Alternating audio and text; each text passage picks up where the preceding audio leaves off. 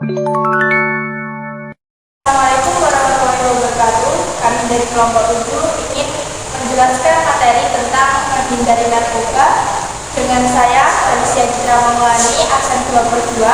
Saya Nilai Novianti, absen 16. Saya Indira Yujara Mamustin, absen 28. Dan saya Amelia Talia, nomor absen 2. 1. Narkoba ditinjau dari Islam. 1. Narkoba ditinjau dari Islam. Istilah narkoba di dalam Al-Quran memang tidak ditemukan padanannya. Istilah ini harus didekati melalui kias atau suatu masalah yang belum ada nasnya. Dalam narkoba, nas disamakan dengan khamar karena sama-sama memabukkan, membahayakan, dan merugikan. Khamar adalah jenis minuman dan makanan yang dapat memabukkan dan menghilangkan kesadaran seseorang, atau segala jenis apapun yang memabukkan atau merusak akal sehat. Segala jenis narkoba disamakan dengan khamar karena hal tersebut sejalan dengan sabda Rasulullah SAW yang berbunyi, Bismillahirrahmanirrahim. Ani bani Umar qala Rasulullah SAW, kulla muskirin khamru wa kulla muskirin haram, yang artinya Rasulullah SAW bersabda, setiap yang memabukkan adalah khamr dan yang memabukkan diharamkan. Begitu juga jenis-jenis obat psikotropika dan narkotika, meski tidak mengandung alkohol, tetapi haram digunakan karena dampaknya sangat buruk bagi dilihat dari sisi pikiran, kesehatan, harta benda maupun kepribadian bagi semua. Khamr menurut istilah Al-Quran disebut rich. 2. Narkoba ditinjau dari Indonesia. Narkoba ditinjau dari hukum Indonesia. Pengertiannya, narkoba singkatan dari nar yang artinya narkotika, ko artinya psikotropika, dan ba artinya bahan-bahan adiktif seperti alkohol, rokok, kopi, dan lain sebagainya. Yang pertama, narkotika. Narkotika adalah zat atau obat yang berasal dari tanaman atau bukan tanaman, baik sintetis maupun semi-sintetis, yang menyebabkan penurunan atau perubahan kesadaran, hilangnya rasa nyeri, dan dapat menimbulkan ketergantungan. Undang-Undang Nomor 3 Tahun 2009. Yang kedua, psikotropika.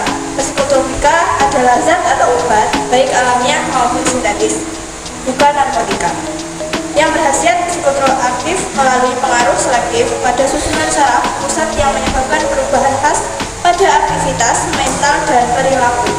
Undang-Undang Nomor 5 Tahun 1997. Yang ketiga, zat adiktif.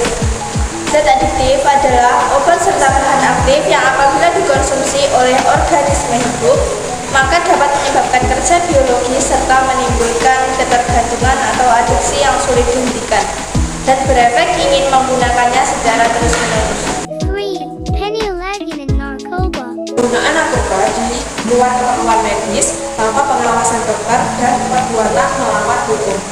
Penyalahgunaan narkoba merupakan gangguan perilaku atau perbuatan antisosial. Penyalahgunaan narkoba meliputi taraf coba-coba, hiburan, penggunaan secara teratur, serta sampai tarafnya ketergantungan. Penyalahgunaan narkoba dilakukan dengan cara ditelan, disuntikan, rokok, maupun dihisap tergantung dengan narkoba yang digunakan. Para ketergantungan narkoba menimbulkan gejala putus obat, yaitu para pecandu dapat menyebutnya dengan saktal, yang artinya sakit. Berbagai jenis narkoba yang disalahgunakan yaitu narkotika, dan ada morfin, alkaloida yang terdapat dalam opium yaitu serbuk putih, kemudian ada pentol, nama jalanan dari heroin yang berwarna putih dan pahit. Kemudian ada ganja, tumbuhan liar yang tumbuh di iklim tropis dan sekitar. Kemudian ada hasis, yaitu getah ganja yang dikeringkan, dipadatkan lalu dibuat menjadi sebuah lempengan. Dan ada kokain, yaitu alkaloida, jenis tumbuhan dilarang penggunaan Andes Amerika Serikat. Narkoba ini bisa dibilang narkoba yang paling berbahaya. Kemudian ada opium, getah dari kotak biji tumbuhan papaver, somniferum yang belum matang.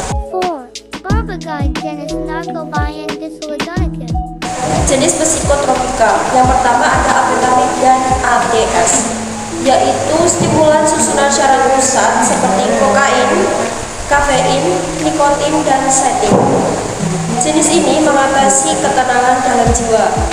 Yang kedua ada sabu. nama lain dari amfetamin. Yang ketiga adalah obat tidur atau penenang seperti Nipam, Megadon, dan pil BK.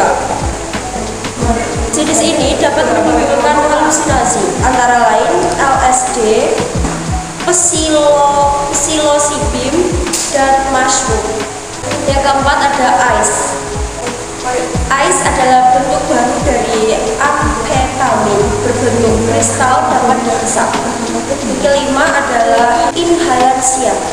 Kelompok bahan kimia yang menghasilkan uap atau dapat mengubah perilaku seperti aerosol, bensin, perekat, solvent, dan butyl nitrites atau pengharum ruangan.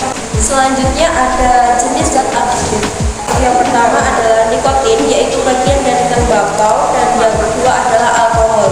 Dalamnya ada etanol. Kadar alkohol diperoleh dari fermentasi metil alkohol paling beracun. 5. Consider hand penny legend.